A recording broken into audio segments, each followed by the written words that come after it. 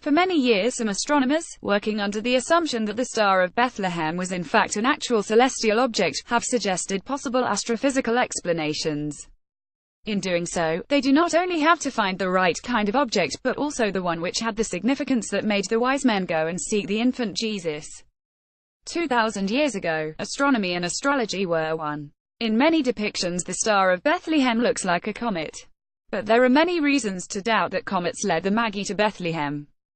For one, comets do not look like stars, and these people were not stupid.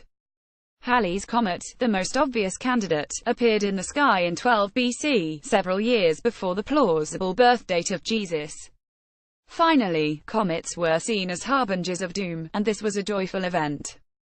Another theory postulates that the Star of Bethlehem was actually a new star on the sky, a nova or a supernova. It was originally Kepler's idea, but sadly we do not have independent records of a bright supernova at this period. That doesn't mean it didn't happened, of course. Today we observe these objects routinely, but at that time people would not have known how to read them. Perhaps the most plausible explanations for the Star of Bethlehem involve multiple planets standing close together, a planetary conjunction. Indeed, there are several rare meetings between prominent planets in the right time period. In 7 BC, Jupiter and Saturn met 3 times.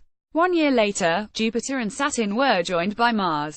What followed was a fantastic sequence of conjunctions in 32 BC: Saturn with Mercury, Saturn with Venus, Venus with Jupiter, and Venus with Mercury.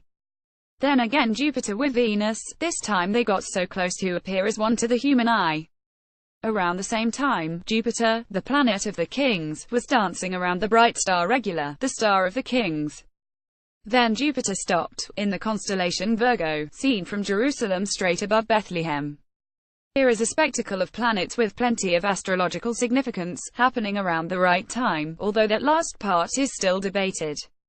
Maybe we should remove the comet-shaped stars from the Christmas trees and replace them with triple planets.